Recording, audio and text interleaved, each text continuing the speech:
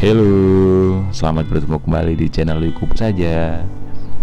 Gimana nih kabarnya teman-teman? Teman-teman penikmat sepeda touring, teman-teman penikmat piknik sepeda, mudah-mudahan dalam keadaan sehat semua ya. Sudah punya wacana kemana nih dalam waktu dekat ini? Ayo, silakan komen di bawah. Oke ya. Kali ini saya akan hitungannya sharing ya, kalau saya bilang sharing ya. Mungkin bagi teman-teman yang sudah terbiasa melakukan perjalanan dengan sepeda, sudah tahulah step by stepnya, hal-hal apa saja yang diperlukan untuk menunjang perjalanan tersebut. Mungkin ini bagi teman-teman yang akan mau melakukan perjalanan perdananya ataupun sedang merencanakan perjalanan, mungkin ini kalau saya bilang sangat mereferensi atau sangat membantu ya kalau saya bilang ya. Jadi ini untuk teman-teman yang akan melakukan sebuah perjalanan bersepeda, hal pertama yang sangat penting adalah sepedanya. Terus yang kedua, kalau saya ini konsep sepedanya, kita mau full pioneer atau mau minimalis. Terus yang ketiga itu, kalau saya sendiri, saya pribadi ya, sebelum melakukan perjalanan itu kita tuh harus mapping. Dari mapping situ kan kita bisa ketahuan nih jarak berapa yang akan kita tempuh, terus nanti berkaitan berapa hari yang akan kita habiskan, dan yang terpenting dari mapping itu nanti larinya akan ke budget atau anggaran ya. Karena kan dari kalkulasi jarak misalkan nih 300 kilo, terus kita perlu 2 hari misalkan atau 3 hari.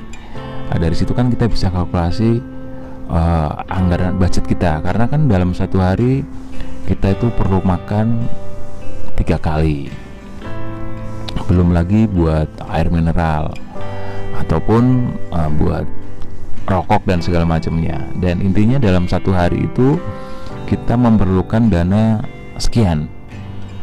Nah, dana ini kan setiap pesepeda, setiap individu itu berbeda-beda ya. Kalau saya sendiri dalam satu hari itu, saya sendiri nih ya, saya mematikan atau mengunci uang saya itu 100.000 dalam satu hari. Kenapa saya bilang seperti itu? Karena saya perlu makan 3 kali dalam satu hari itu. Kalau misalkan sekali makan paling baik 20.000, kali 3 udah berapa? Ya kan? Belum buat beli air mineralnya, belum lagi nanti buat rokoknya. Itu sebenarnya sih 100.000 itu udah paling minim ya kalau saya sendiri ya. Terus itu kembali lagi ke setiap individu itu berbeda-beda atau tidak sama. Terus setelah itu, dalam perjalanan itu, ini sangat penting nih kalau saya bilang nih, toolkit.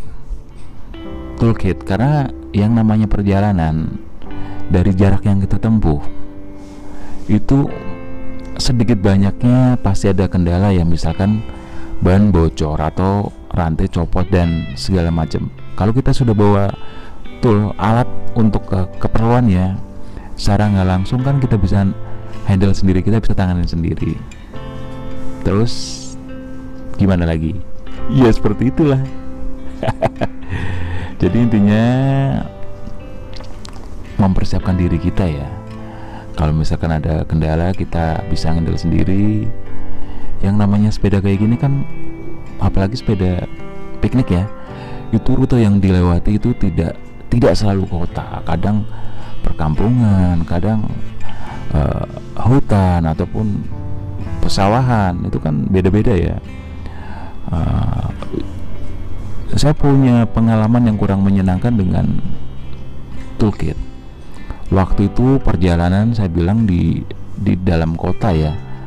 Kebetulan saya nggak bawa toolkit, jadi ban saya bocor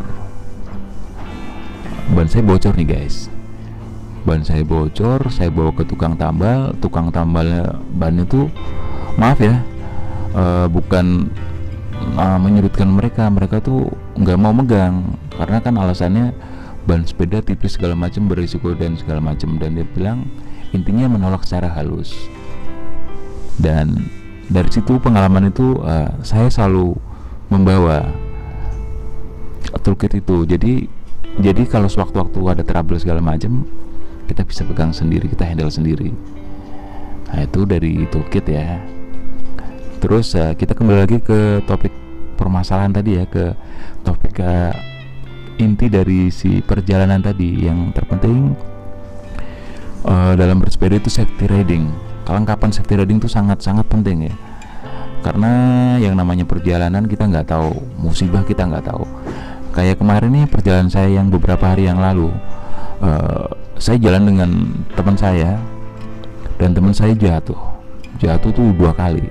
Yang pertama ngindarin genangan, masuk lubang, jatuh, tapi jatuhnya masih normal ya, masih nggak crash gitu.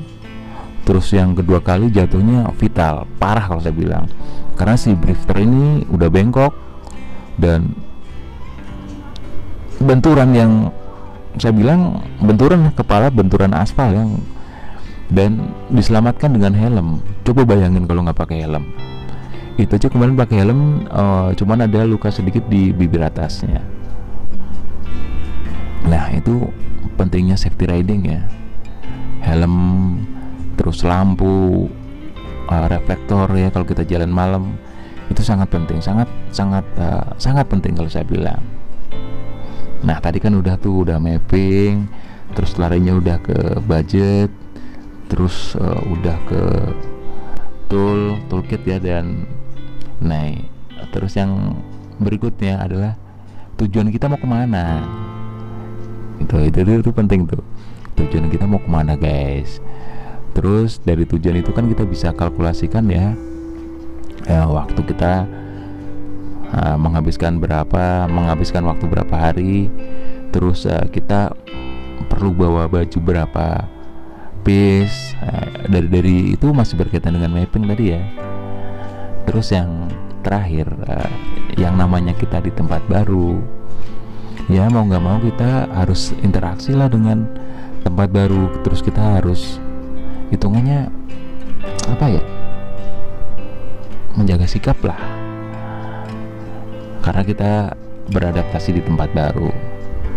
Dan yang sangat terakhir atau poin terakhir, silakan dicoba ya kan. Kalau udah nyoba, silakan komen di bawah. Misalkan pengalamannya gimana. Oke ya guys, mudah itu sebenarnya hal-hal